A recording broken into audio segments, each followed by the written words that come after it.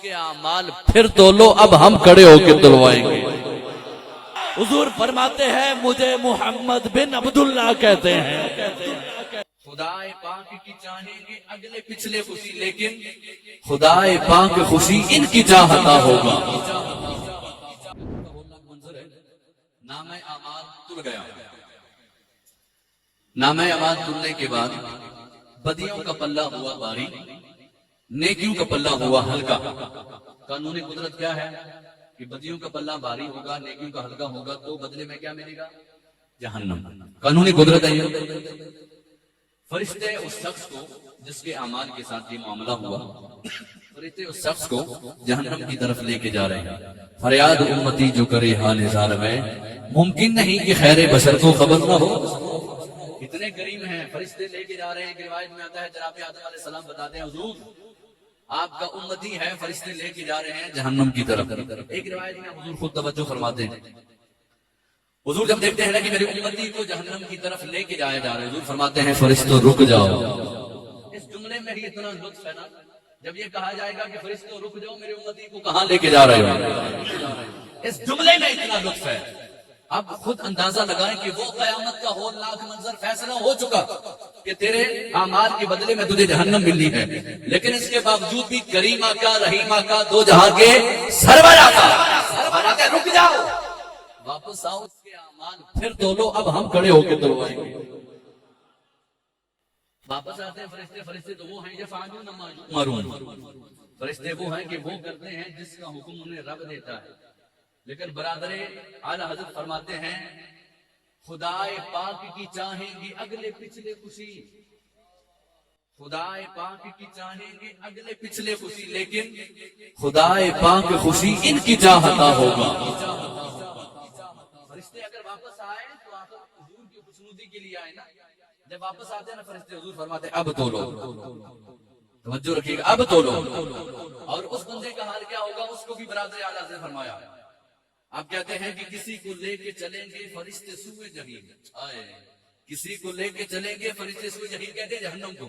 اسی بندے کو آپ ذہن میں رکھ لیں جس کا یہ معاملہ ہوا، کسی کو لے کے چلیں گے فرشتے سوئے جہنم، وہ ان کا راستہ مڑ مڑ کے دیکھتا ہوگا۔ اب جب واپس آتے ہیں حضور فرماتے ہیں اب تولو، کہتے ہیں کہ دوبارہ نامہ اعمال تلتا ہے، دوبارہ قانون قدرت کے مطابق دوبارہ اس بندے کے جو اعمال تھے، بدیوں والا پلہ بھاری ہوتا ہے، نیکیوں والا پلہ ہلکا ہوتا ہے۔ اب تاجدار مدینہ کرم فرماتے ہیں، اب تاجدار مدینہ کرم فرما کر رحم فرما کر اپنے پاس سے ایک چٹھی نکالتے ہیں، لا کے رکھتے ہیں نیکیوں والے پلے میں۔ دیکھتے ہی دیکھتے نیکیوں والا پلہ بھاری ہو جاتا ہے، بدیوں والا پلہ ہلکا ہو جاتا ہے۔ اب دوبارہ قانون قدرت یہ ہے، اب اسے جنت کا مجدہ جافزہ سنایا جائے۔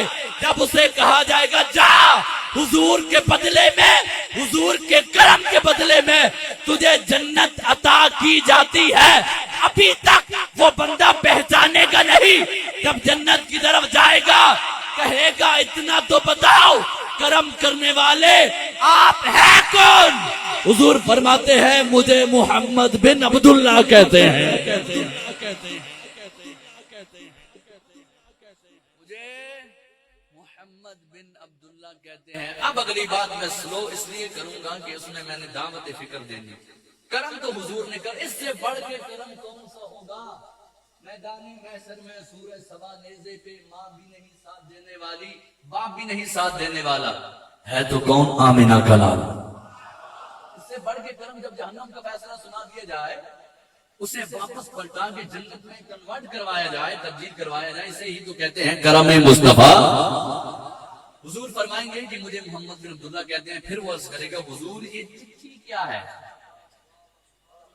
توجہ رکھیے گا، یہ چٹھی کیا ہے کہ جس کا وزن اتنا زیادہ کہ مجھے نیکیوں والا پلہ بھروانے کا یا بھاری کروانے کا سبب بنی۔ حضور فرماتے ہیں یہ چٹھی وہ ہے کہ جو تو نے دنیا میں مجھ پر درود پڑھا تھا۔ اندازہ تو لگائے کہ جو ایک دفعہ درود پڑھے اس کے نام اعمال میں اگر وہ چٹھی رکھی جائے تو نیکیوں والا پلہ بھاری ہو جاتا ہے.